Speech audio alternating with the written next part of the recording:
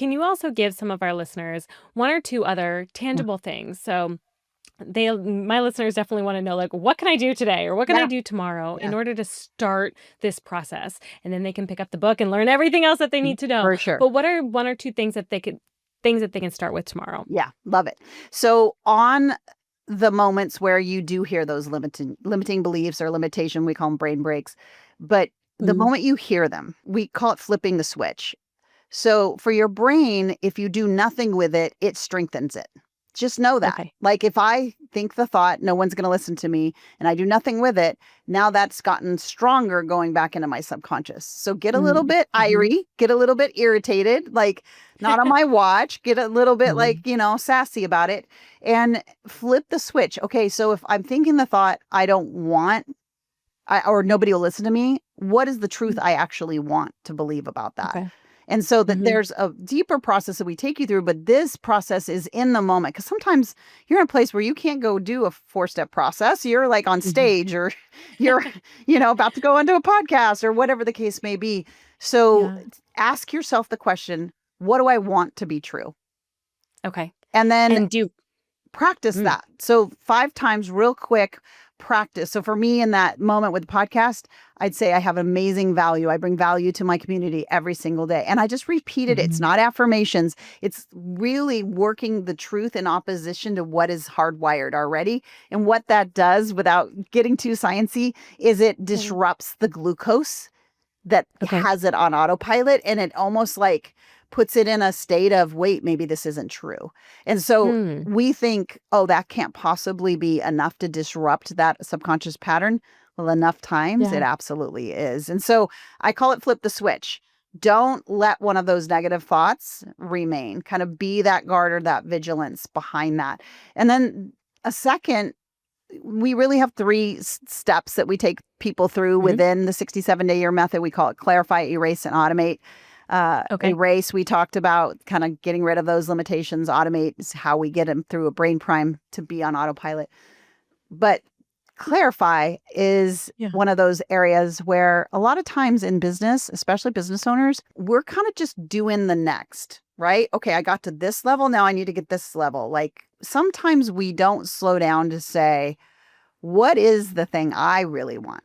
So my encouragement to you is to spend some time today thinking about what does success look like when you arrive? Right. You know? I think a lot of times we get caught up in just the next thing. We have developed this part of our business and the next natural step would be X, if we developed X, the next part would be Y. Yeah. And instead of thinking about, well, what would Y actually bring to my life? Yeah. How would that change my day to day? Because those are really the reason we're growing the business is to affect our life in some way. Yeah. Most of us. And then, of course, we get the benefit of once we've really made it to affect other people's lives in massive ways as well, too.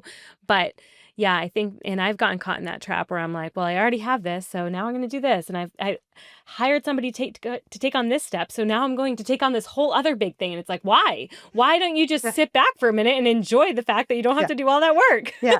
And you still might choose to make that step, but and again, we walk through this step by step, but we're just not taught to start with the end and reverse engineer it. We're taught to start from here and look out there at what we don't have and ask for it. And that's the piece that puts us in opposition with how our brain works. So just ask yourself, what does it look like?